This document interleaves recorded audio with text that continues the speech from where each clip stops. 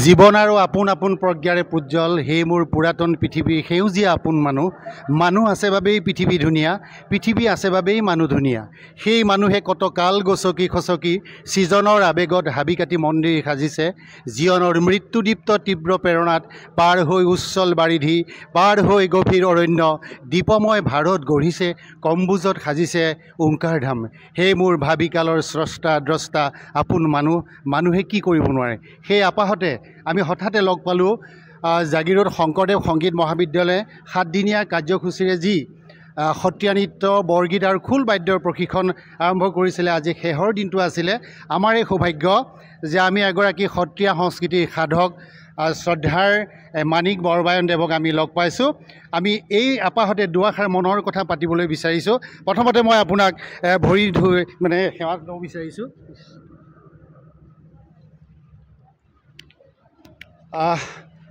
সৰুকৈ মই দুটা কথা জানিব বিচাৰিছোঁ যে সত্ৰীয়া সংস্কৃতি আপুনি এগৰাকী সাধক, যে এই মুহূৰ্তত আমাৰ সত্ৰীয়া সংস্কৃতি আৰু যি আমাৰ সংস্কৃতি ধাৰা চলি আছে সেই ধাৰাটোৰ বিষয়ে আপুনি বক্তৃতাত কৈ গৈছে কি আমি ধৰিব লাগিব, কি এৰিব লাগিব। তথাপি আপোনাৰ মুখেৰে আৰু অকণমান অনুভৱ যে আমাৰ এই পুৰাতন যিটো আমাৰ সংস্কৃতি আছে এই সংস্কৃতিটোক আমি কেনেদৰে জীয়াই ৰাখিব পাৰিম। ইয়াৰ আৰ্হিবিলাক আছিল অতীজত সত্ৰ, আৰু সেই সত্ৰৰ পৰাই আমাৰ গাঁৱলৈ সম্প্ৰসাৰিত হৈছিলে। এই গাঁও সভাবিলাকত পৰাই আকৌ নগৰলৈ আহিছে। নগৰ চহৰত সেই প্ৰতিষ্ঠানবোৰে আকৌ নতুনকৈ পোৱালি মোকলাইছে। তেওঁলোকেই যেনে এই জাগিৰোডত সংগীত মহাবিদ্যালয়, সংগীত বিদ্যালয় ইত্যাদি ইত্যাদি যিখিনি আছে, আৰু যিখিনি ভাবুকৰ দ্বাৰা এই অনুষ্ঠানবোৰ গঢ় লৈ উঠিছে। আমাৰ বিশ্বাস তেৰাসকলৰ দ্বাৰা গুৰুজনৰ এই সাংস্কৃতিক দিশটো যদিও কোনোবাই আমাৰ ইয়াত আন নৃত্যশৈলীৰ সংৰচনাৰে আমাৰ নৃত্যশৈলীটো কোনোবাই ঢাকিব বিচাৰিছে অৰ্থ নাজানি, তেৰাসকলকো আমি বৰ্জন কৰা নাই। তেৰাসকলকো আমি আহ্বান কৰিছোঁ যাতে এটি শৈলীক সুন্দৰকৈ স্বীকৃতি হোৱাৰ পাছত যিটো শৈলী গজি উঠিছে, অসমত সকলো অনুষ্ঠানে সাদৰি লৈছে, তেৰাসকলেও যেন আন শৈলীৰ দ্বাৰা ইয়াক নষ্ট নকৰাকৈ ভৱিষ্যতলৈ আকৌ সেই পৰম্পৰাতে সকলোকে যাতে এই বস্তু সমল দিব পাৰে আৰু জগত সভালৈ যাতে এই আমাৰ প্ৰজন্ম যাব পাৰে, তাৰ কাৰণে মই সকলোৰ গুৰিত অনুৰোধ কৰিলোঁ। আৰু যিখিনি ওডেচী ভাৰতনাট্যম বা কথাকলি কথক শিকিছে তেওঁলোকে শিকক, তাত আমাৰ ক'বলগীয়া নাই। কিন্তু সত্ৰীয়া যিখিনিয়ে শিকিছে, সত্ৰীয়াটো সত্ৰীয়া হৈ থকাটো মোৰ প্ৰয়োজন বুলি মই ভাবোঁ। আৰু সংৰচনা যি কৰিছে, মানুহৰ সৃষ্টিশীল মনোভাৱ সদায় থাকে। তেওঁ নিজা সৃষ্টি কৰিয়েই তেওঁ নিজাৰ সৃষ্টিশীল বুলি তেওঁ ঘোষণা কৰিলে আমাৰ আপত্তি কৰিবলগীয়া নাই। কিন্তু সত্ৰীয়াক যদি আন সৃষ্টিশীল নৃত্যৰে সৈতে ইয়াক ৰিজনি কৰি বা সংমিশ্ৰণ কৰি তেওঁলোকে উপস্থাপন কৰে, তাত আমাৰ ক'বলগীয়া আছে। আৰু সেই নৃত্য নষ্ট হৈ যোৱাৰ সম্ভাৱনীয়তাই বেছি। সেয়েহে মোৰ অনুৰোধ, আমাৰ ইলেক্ট্ৰিক সংবাদ জগতৰ দ্বাৰা হওক আৰু যিসকল অনুষ্ঠান গুৰি ধৰোঁতা হওক, তেওঁসকলৰ মাধ্যমেদি যাতে এই নৃত্যটো সম্পূৰ্ণ সত্ৰীয়া কৰি ৰাখে, তাৰ বাবে মোৰ সকলোলৈ বিনম্ৰ অনুৰোধ থাকিল। আমিও অনুৰোধ জনাই আছোঁ যে এনেদৰে আমাৰ যি প্ৰায় 600 বছৰীয়া আমাৰ যি শংকৰদেৱৰ যিটো ৰাজত্ব বুলি ক'ব লাগিব, হয়নে, আহোম যুগৰ পিছতে গুৰুজনাৰ যি ৰাজত্ব, ধৰ্মীয় ৰাজত্ব, সেই ৰাজত্ব আৰু বহু যুগলৈ চলি থাকক, তাকে আমি কামনা কৰিছোঁ। আপোনাক ধন্যবাদ জ্ঞাপন কৰিছোঁ। আন এগৰাকী আমাৰ মাজত প্ৰশিক্ষক আছে, বাইদেউ অকণমান আগলৈ আহক। বাইদেউ আপোনাক নমস্কাৰ জনাই লৈছোঁ। আপুনি ইমান দিনে ইয়াতে সত্ৰীয়া নৃত্য, বৰগীত আৰু খোল বাদ্যৰ প্ৰশিক্ষণ দিলে, অনুভৱ কেনেকুৱা? আপুনি এগৰাকী নতুন প্ৰজন্মৰ, হয়নে? আমাৰ গুৰুজনা আছে ইয়াতে, এটা পাৰ্থক্য আছে, গুৰুজনা এতিয়া 80 বছৰ বয়স হ'ল, আপুনি আকৌ নিশ্চয় 50 বছৰীয়া হ'ব। গতিকে আপুনি ইয়াৰ যিটো সাধনা কৰিছে, আপোনাৰ কি মনত কি জাগৃত হৈ পেলাই আপুনি এই দিশটোলৈ আহিলে বাৰু কওকচোন। বৰ ধুনীয়া প্ৰশ্ন এটা আপুনি কৰিছে। প্ৰথমতে ধন্যবাদ। আৰু আমাৰ অধ্যাপকে ইতিমধ্যে কৈ গৈছে যে আমাৰ গুৰুজনাৰ যি সৃষ্টি, তাক আমি শুদ্ধভাৱে চবে শিকিব লাগে। আৰু সেই আশা লৈ আমিও এই শিক্ষা গ্ৰহণ কৰিছিলোঁ আমাৰ অধ্যাপকসকলৰ ওচৰত। আৰু তেখেতসকলে আমাক কিছুমান কথা কৈছে, তাৰ ভিতৰত এটা হ'ল যে আমাৰ গুৰুজনাৰ অপূৰ্ব সৃষ্টিটোক তেনেকৈ সুন্দৰভাৱে ৰাখি আমি শুদ্ধকৈ প্ৰকাশ কৰিব পৰাটো আমাৰ প্ৰত্যেকগৰাকী ব্যক্তিৰ এটা কৰ্তব্য। আমি যিখিনি ইতিমধ্যে শিকি উঠিছোঁ বা শিকিবলৈ লৈছে, চবলৈ এটাই অনুৰোধ, তেওঁলোকে বস্তুখিনি শুদ্ধভাৱে শিকক। কাৰণ আমাৰ অধ্যাপকসকল ক্ৰমান্বয়ে কমি আহি আছে, তেওঁলোকৰ বয়স হৈ আহি আছে, তেওঁলোকে ইমান ধুনীয়াকৈ দেখুৱাব নোৱাৰে। এতিয়া তেওঁলোক সুস্থ হৈ থাকোঁতে যদি আমি বস্তুখিনি গ্ৰহণ নকৰোঁ, তেতিয়াহ'লে আগলৈ আমি বিচাৰি পাবলৈ নাই। যিটো আজি জাগিৰত শংকৰদেৱ সংগীত বিদ্যালয়ে যিটো আয়োজন কৰিছিলে, এইটো খুব প্ৰশংসনীয় এটা অনুষ্ঠান আছিলে। কাৰণ অধ্যাপকৰ নিচিনা ব্যক্তি এগৰাকীক 7 দিন আনি সৰু সৰু ল'ৰা ছোৱালীৰ মাজত যেতিয়া সোমোৱাই দিলে, তেওঁলোকৰ যিটো ভেটি গঢ় লৈ উঠিলে, সেইটো খুব শক্তিশালী হ'ব বুলি আমাৰ মনে ধৰে। কাৰণ আমিও সৰুতে যিখিনি বস্তু শিকিছিলোঁ, সেইখিনি বস্তু আমাৰ শৰীৰৰ পৰা কেতিয়াও আঁতৰি নাযায়, আমি এটাই জানো। আৰু ইয়াতো সেইটোৱে হ'বলৈ গৈ আছে, খুব ভাল হৈছে বস্তুটো। মোৰ শেষত প্ৰশ্ন আপোনালৈ, নতুন প্ৰজন্মৰে যিহেতু আপুনি নতুন প্ৰজন্মক কি আহ্বান জনাব এতিয়া? আমিতো গম পাইছোঁ যে আমাৰ সংস্কাৰবোৰ নাইকিয়া হৈছে লাহে লাহে। বাস্তৱ জীৱনতো, সামাজিক জীৱনতো দেখিছোঁ আমাৰ সংস্কাৰ নাইকিয়া হৈছে। জ্যেষ্ঠজনক আমি সন্মান কৰিব নজনা হৈছোঁ। গুৰুজনাৰ আদৰ্শৰে যদি আমি সংস্কাৰিত হওঁ, হয়নে, তাৰ প্ৰতি আমাৰ নতুন প্ৰজন্মক, যিহেতু আপুনি নতুন প্ৰজন্মৰে, আমিও নতুন প্ৰজন্মৰে বুলি ক'ব লাগিব, তথাপি আপোনাৰ মুখেৰে জানিব বিচাৰোঁ নতুন প্ৰজন্মক কি আহ্বান জনাব এতিয়া? এটাই আহ্বান জনাম, যিটো আপুনি ক'লে ইতিমধ্যে, যে আমাৰ যিটো গুৰুভক্তিটো খুব দৰকাৰী বস্তু আমাৰ প্ৰত্যেকৰ কাৰণে। গুৰুভক্তি দেখুওৱা হ'ব নালাগে, ভিতৰৰ পৰা হ'ব লাগে। আমি নৃত্যভাগ যে শিকিছোঁ, নৃত্যভাগৰ অকল অংগ সঞ্চালনেই নহয়, প্ৰত্যেকটো নৃত্যৰ তত্ত্ব, প্ৰত্যেকটো আমি যে সাজ পিন্ধিছোঁ, সেই সাজটো আমি কিয় পিন্ধিছোঁ, সেই সাজটো তেনেকুৱা কিয় হ'ল, এনেকুৱা কিয় নহ'ল, আমি ফুটটো কেনেকৈ, কাৰণ অধ্যাপকৰ লগত যদি আমি থাকোঁ, তেখেতে আমাক আমাৰ ফুটটো, মূৰত লোৱা কাপোৰখন বা আমাৰ টঙালীডাল, আমাৰ ভৰিটো, প্ৰত্যেকটো আমাক তত্ত্ব তেওঁ বুজাই বুজাই কৈ দিয়ে। আৰু সেইখিনি শিকি লোৱাৰ ফলত কি হয়, বস্তুটো বিপথে যাব নোৱাৰে। এতিয়া আমাৰ বহুতে অধ্যাপকে যিটো কথা কৈছে, মানে চবেই সংৰচনা কৰিছে, সংৰচনাৰ যিটো আমাৰ সীমা থাকে, তেতিয়া আমি সীমাৰেখা পাৰ হ'ব নোৱাৰিম যদি আমি তত্ত্বটো জানো। কিন্তু তত্ত্ব যেতিয়া নাজানো, আমাৰ সৃষ্টিশীলতাইটো আমাৰ পাখি মেলিবই, তাত আপত্তি নাই। অধ্যাপক যে সেয়া সৃষ্টিশীল না সৃষ্টিশীলভাৱেই আমি প্ৰকাশ কৰোঁ, কিন্তু যেতিয়া সত্ৰীয়াত অভিনয় আমি কৰিব গৈছোঁ, সেই সীমাৰেখা যেন আমি কেতিয়াও অতিক্ৰম নকৰোঁ। তত্ত্ব শিক্ষাটো খুব দৰকাৰী, সেইটোৱে আটাইলৈ অনুৰোধ। ঠিক আছে, ভাল লাগিল ইমানখিনি তত্ত্বগধুৰ কথা কোৱাৰ বাবে। শেষত মই আমাৰ এই অনুষ্ঠানটোৰ শংকৰদেৱ সংগীত বিদ্যালয়ৰ বৰ্তমানৰ অধ্যক্ষ বুলি ক'ব লাগিব, প্ৰহ্লাদ কাকতি আছে, যে আজি 7 দিনীয়াকৈ যি প্ৰশিক্ষণ হ'ল, কেনেকুৱা, আৰু ভৱিষ্যতে নতুন পন্থা বা কাৰ্যসূচী লোৱাৰ কিবা আশা আছে নেকি, বা স্কুলখন, বিদ্যালয়খন কেনেকৈ আগবঢ়াই নিয়া হ'ব, অকণমান ক'লে ভাল লাগিব। নমস্কাৰ। আমি শংকৰদেৱ সংগীত বিদ্যালয়ৰ পৰা আমি 7 দিনীয়াকৈ এটি কৰ্মশালা আমি আয়োজন কৰিছিলোঁ। আয়োজনত আমি ভাবিছিলোঁ আমি খুবেই কম মানুহ, আমাৰ শংকৰদেৱ সংগীত বিদ্যালয়ৰ মানুহ আমি কেইজনমান মানে ইয়াতে লাগি ভাগি বা লগ হৈ আছিলোঁ। আমি এনেকুৱা এটা প্ৰশিক্ষণ শিবিৰ এই ছাত্ৰ ছাত্ৰীসকলক লৈ কেনেকৈ কৰিম, খুবেই আমি মানে নিজে চিন্তা কৰিব লগা হৈছিলে। আৰু আমি কাক ল'ম, কি কৰিম, কাক আনিম, তেনেকুৱা এটা চিন্তা কৰি থাকোঁতে আমাৰ গুৰু অধ্যাপকক যেতিয়া কথাষাৰ কোৱা হ'ল, অধ্যাপকে একেমুখেই কৈছিলে যে আমি যাম। আৰু সৰুৰ পৰা আমি পাই আহিছোঁ, গুৰুৱে আমাক যি ধৰণে মৰম চেনেহে হেৰি কৰে, সেই মৰম চেনেহ আজিও তেখেতে আমাক এৰা নাই। গতিকে তেখেতে সেই একে পাহতে আমাক কৈছিলে আমি তালৈ যাম ল'ৰা ছোৱালীসকল। আৰু এই 3 দিন ইমান গৰমৰ মাজত সঁচাকৈ মানে দুখ লাগে তেখেতৰ মুখখনলৈ চালে। যেতিয়া আমাৰ কৰ্মশালা হৈ থাকে, তেখেতৰ মুখখনলৈ চালে এনেকুৱা লাগে যে এখেতক আমি কিবা কষ্ট দিছোঁ নেকি, কষ্টহে দিছোঁ নেকি, এনেকুৱা লাগে।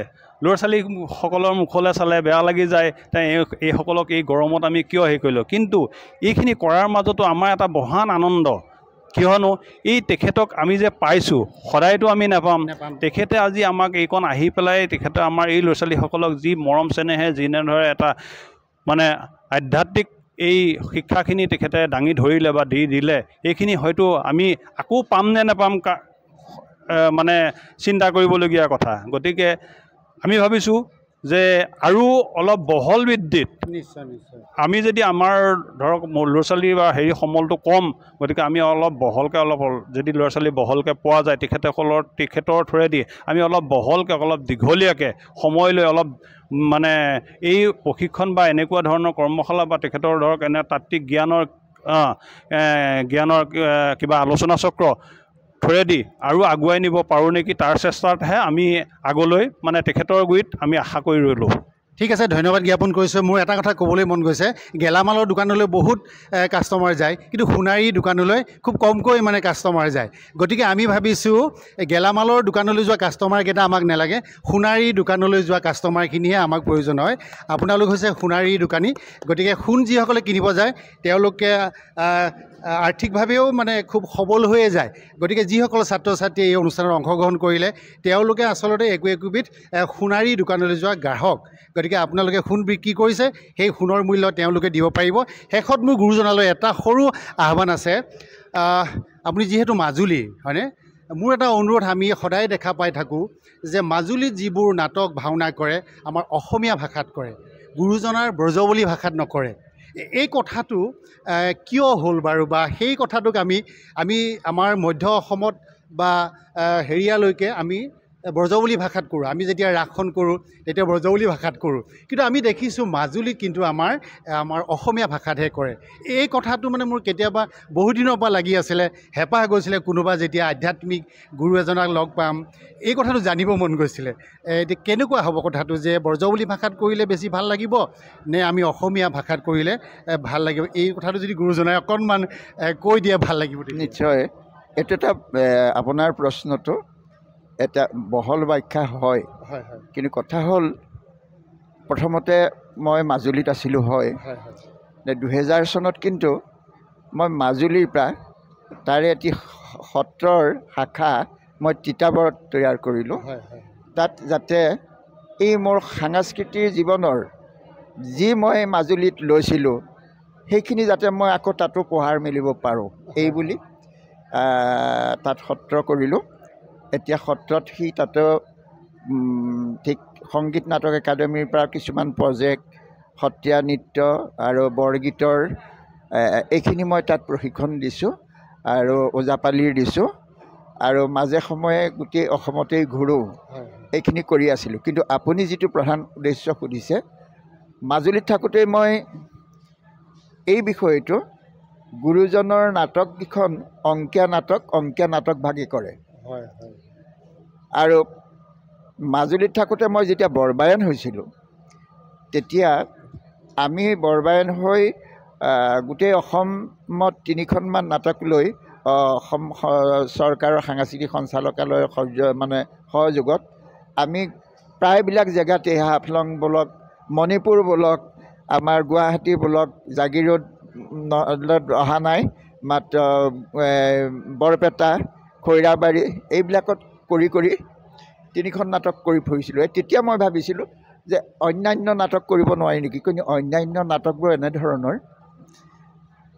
তাত অতীজত যেনেকৈ অম্বিকাগিৰি ৰায়চৌধুৰীয়ে তেখেতে প্ৰথম নাটক কৰিছিলে জয়দত্ত বধ, অসমীয়া নাটক। আৰু মই তেতিয়া 85 চনত বৰপেটাত সংগীতৰ শিক্ষা দিছিলোঁ, অংকীয়া নাটক আৰু সত্ৰীয়া নৃত্যৰ। তেতিয়া মই সেই কথাখিনি গম পাইছিলোঁ যে অসমত কেৱল প্ৰথম নাট্যকাৰ হ'ল অম্বিকাগিৰি ৰায়চৌধুৰী। তাৰে কপি এটা ভায়েকে মোক দিছিলে আৰু মোৰ এতিয়াও আছে। তাৰ পাছত সত্ৰত দেখা পালোঁ গুৰুসকলে আমাৰ মহাভাৰত আৰু ৰামায়ণ এইবিলাকৰ পৰা, পুৰাণৰ পৰা একোটা কাহিনী লৈ একোখন নাটক ৰচনা কৰে, আৰু গুৰুজনৰ অংকীয়া নাটকৰ শৈলীৰে তাত যেনেকৈ সূত্ৰধাৰী আছে, সূত্ৰধাৰী কৰ্মত গদ্য পদ্য বা শ্লোক ইত্যাদি, সেই বস্তুখিনিও তেওঁলোকে সেই অসমীয়া নাটকত সন্নিৱিষ্ট কৰিছে। আৰু তাত যেনেকৈ গীত গায়, ইয়াতো এই অসমীয়া নাটকত গীতৰ ব্যৱস্থা কৰিছে ৰাগৰ ক্ষেত্ৰত। ঠিক সেইবিধ দেখা পালোঁ। আৰু দ্বিতীয়তে দেখা পালোঁ মাজুলীত ধুৰাৰ ভাওনা, সেইবোৰ আমি কৰিছিলোঁ। আৰু দেখা পালোঁ এইবোৰ অসমীয়া নাটকত দেই, জুৰিৰ ভাওনা, তাৰপিছত আৰু এবিধ দেখা পালোঁ গানৰ ভাওনা। 4বিধ মাজুলীত দেখা পাইছিলোঁ। এতিয়া 2বিধ আছে, অংকীয়া ভাওনাবিধ আছে আৰু যিসকল সাহিত্যিক বা পণ্ডিত তেওঁলোকে ৰচনা কৰা বা গুৰুসকলে ৰচনা কৰা, তেওঁলোকে ৰচনা কৰা সেই অসমীয়া নাটকৰ ভাওনাবোৰ আছে বা কৰে। সেই কাহিনীবিলাকো আমাৰ ভাগৱত বা মহাভাৰতৰ পৰা আনি পেলাই কৰে। আৰু অংকীয়াখিনি কৰে মাত্ৰ ভাদ মাহত, গুৰুকেইজনাৰ কীৰ্তনত সেই মাহটোত অংকীয়া নাটকখিনি কৰে। আৰু কোনোবাই যদি অংকীয়া নাটক আগবঢ়ায়, আপুনি যদি অংকীয়া নাটক আগবঢ়ায় যাত্ৰী হিচাপে, আপোনাৰ হৈও কীৰ্তনঘৰত অংকীয়া নাটক ভাগ কৰে, এইটো নিয়ম। আৰু যদি ক'ৰবাত প্ৰদৰ্শন কৰিবলৈ কোনোবাই মাতিছে, সেই নীতি নিয়মেৰে যদি তেওঁলোকে কৰিব পাৰে তেনেকৈ কৰে।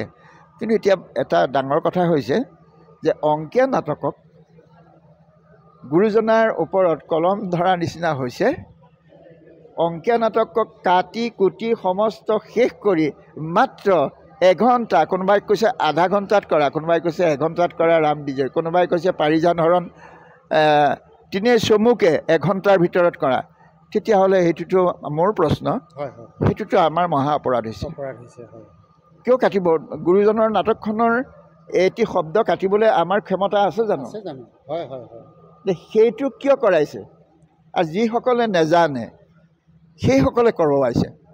আৰু যিসকলে ভাবিছে আমাৰ কেনেকৈ প্ৰতিষ্ঠিত হওঁ এটি মঞ্চত, আমি কেনেকৈ প্ৰতিষ্ঠিত হওঁ সংগীত নাটক একাডেমী ভাওনাৰ সেই সমাৰোহটোত, যদি এঘণ্টাত নাটকখন 3 ঘণ্টাৰ নাটকখন এঘণ্টাত কৰিবলৈ যায়, তাৰ গীত, তাত গদ্য, তাৰ শ্লোক, গুৰুজনে প্ৰথমতে শ্লোক মানে সূত্ৰ, তাৰপিছত গীত, তাৰপিছতহে পাত্ৰ পাত্ৰীৰ হাতত তাকৰ মানে ডাইলগ তুলি দিছিলে আৰু অভিনয় কৰে।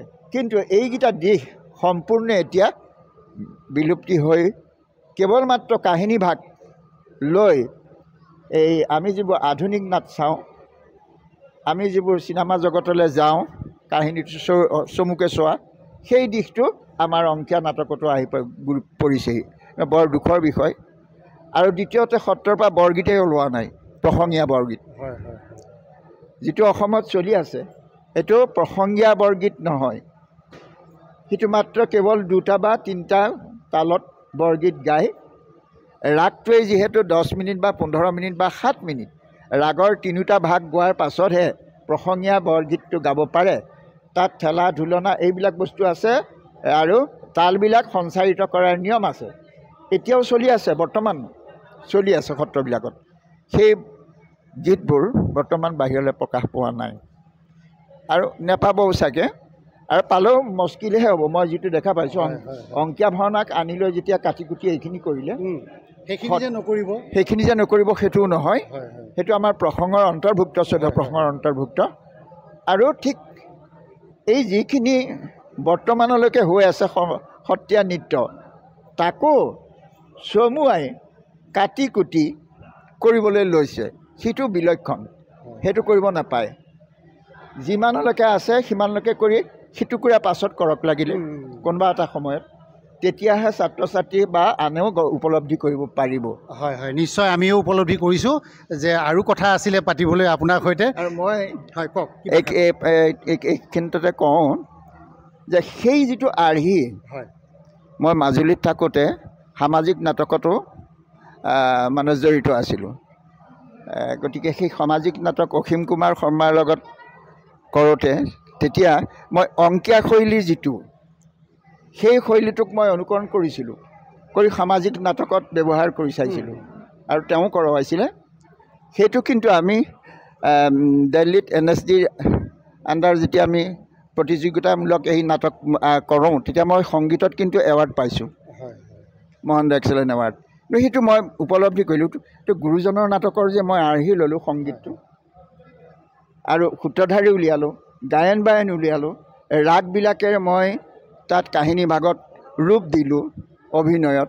সেইকাৰণে সেই বস্তুবিলাকে মই মানে উপকৃত হ'ব পাৰিলোঁ।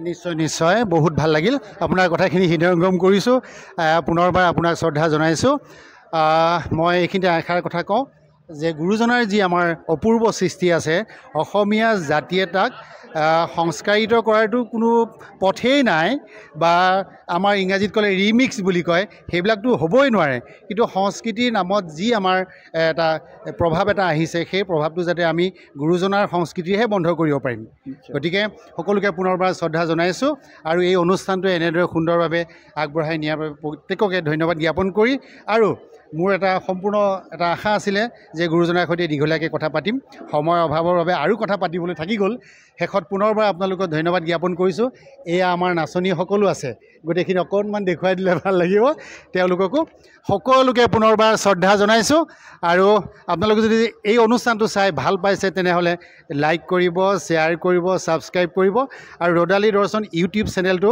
আগবাঢ়ি যোৱাত আপোনালোকে পুনৰ সহায় কৰিব বুলি সকলোকে পুনৰবাৰ শ্ৰদ্ধা জনাইছোঁ সেৱা জনাইছোঁ আপোনালোকৰ সকলোৰে উজ্জ্বল হওক তাকে কামনা কৰি আজিৰ অনুষ্ঠানভাগ ইমানতে সকলোলৈ ধন্যবাদ আৰু প্ৰশংসা আগবঢ়াইছোঁ গুৰুজনৰ নামত এইকণ শ্ৰম কৰি আপোনালোকে আমাৰ প্ৰজন্মক আগবঢ়োৱাৰ ক্ষেত্ৰত যি উদগনি জনালে তাৰ বাবে আপোনালোকক ধন্যবাদ দিলোঁ লগত শেষত কৈ থওঁ যে গুৰুজনাৰ বিনে আমাৰ কোনো গতি নাই গতিকে আমি গুৰুজনাৰ চৰণত শৰণ ল'বই লাগিব যদি আমি ক'ৰবালৈ আগবঢ়াই যাওঁ ৰাতিপুৱা শুই উঠাৰ পৰা গধূলিলৈকে আমি গুৰুজনাৰ বাক্যৰে আৰম্ভ কৰোঁ দিনটো গতিকে আৰু গুৰুজনাৰ অবিহনে আমাৰ কোনো গত্যন্তৰ নাই শেষত পুনৰবাৰ সকলোকে শ্ৰদ্ধা জনাই আজিৰ আমাৰ এই অনুষ্ঠানটো ইমানতে সামৰণি মাৰিছোঁ ধন্যবাদ ধন্যবাদ